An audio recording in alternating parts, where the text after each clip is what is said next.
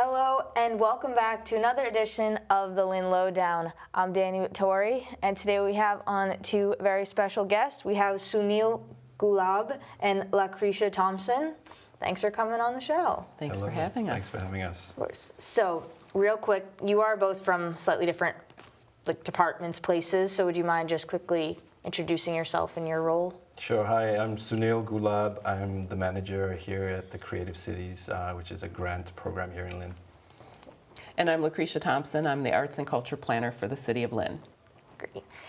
And we'll just start off, quick thing. You said Creative Cities, it's a grant program, so you want to talk just a little bit of an overview of kind of what it is, what you do? Mm-hmm. We'd love to. Yeah. So Lynn was very fortunate to receive a grant for this year and next. And part of the grant is in the arts, and part of this total grant is a re-granting program where we have $50,000 to give out to individuals, groups, people who live in Lynn, people who work in Lynn, anything that would benefit the city of Lynn. And the Creative Cities initiative it's an initiative by Mass Development and funded by the Barr Foundation with a goal of building local sustainable arts and culture infrastructure in gateway cities. So Lynn was one of 3 cities that was awarded this grant, yay. And it's, like Sunil said, it's a 2-year grant that will allow us to continue to support existing art and culture activities going on in Lynn and actually build upon those things and make room for newer things, all with the intention of making it a sustainable thing, so that once after the 2 years are up and the funding's gone, all these things can continue. So it's a really exciting opportunity for the city and for our creatives in the area. Yes, definitely. No, it definitely is. And one way you seem to be describing it to me, it was for an individual or a group that has an idea, but they're not really sure how to do it or how to get the funding, is one of your sort of target audiences, I guess? Yes. So specifically, part of the program is there are 2 larger grants, so $10,000 each, 4 $5,000 grants, and 10 $1,000 grants. So no matter how big an idea or how small an idea, we have a grant that you can apply for. And we're specifically looking for people who would otherwise not apply, because we have cultural council grants, and we see a lot of the same players who are great and we love them, but we also want people who might be in the background or think that their idea is not big enough, or but however, we want every part of every fabric in Lynn, meaning people from different backgrounds, people on the fringes, people who are in marginalized communities, immigrants, LGBTQ+ people, veterans, you name it. We want to hear from everyone, and we want the creativity of Lynn to shine, and we want to be able to fund that. It sounds like such a great program, great opportunity. So timeline-wise, you said the deadline to apply is March 15th, so a little over a month. Mm-hmm. Yep. Yeah. And then the grant applications will be reviewed by a panel of local creatives and people who aren't in the arts. Correct. And awardees will be notified by April 15th. Yeah. And from then, monies will be divvied up, and the project has to be done by the end of December of this year, and a final report given back to us by the end of January of 2024. Oh, great. Yeah. So good timeline there. Yeah. You said an idea that will be funded, finished by the end of this year, but sustainable, something that will keep going well into the future. Well, this particular, for the re-granting, we're certainly hoping that our grantees will come up with some wonderful creative project that they will want to sustain. The overall goal of the Creative Cities initiative is to build that system so that whatever we're doing in our work plan can continue beyond the duration of the program. Sure. So the Creative Cities work plan has a lot of different partners. We're partnered with Lynn Museum, Lynn Arts, Beyond Walls, Raw Artworks, Creative Collective, Lynn Main Streets, the City of Lynn, and this group is charged with coming up with creative ways to use this support with creative cities. One of the things that we've been able to put into our work plan is building upon some really significant work that Raw Artworks is doing with their youth and what the Lynn Museum is doing with Final Fridays. So those are two successful, fantastic programs that we are adding, they are allowing us to add creative cities to.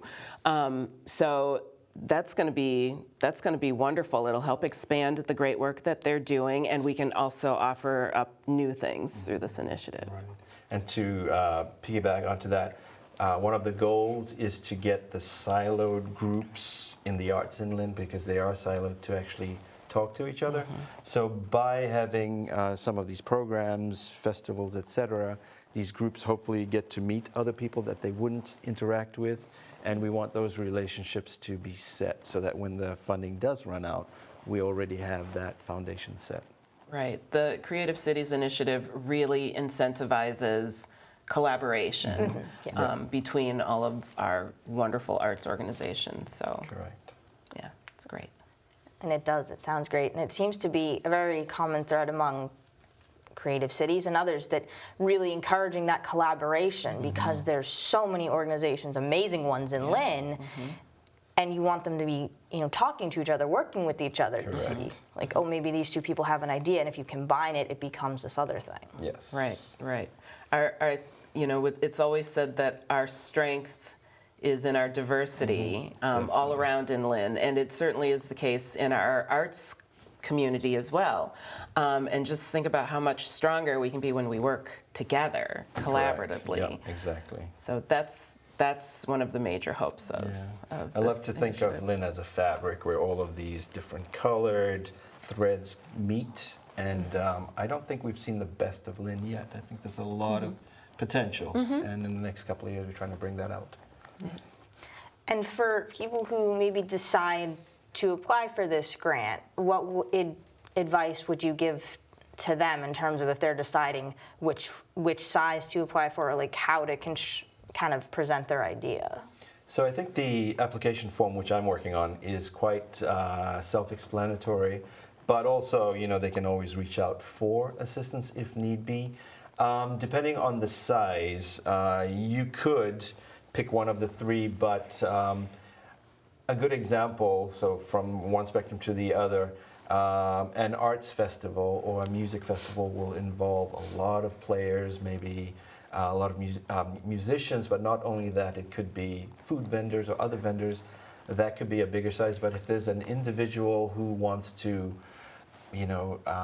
write poetry and perform it somewhere, or, but also affect the rest of Lynn, we want it to be as open to people, to actually give Lynners something to do and come out and learn about their neighbors and different cultures. That might be a smaller grant, but we can always advise on that. Yeah.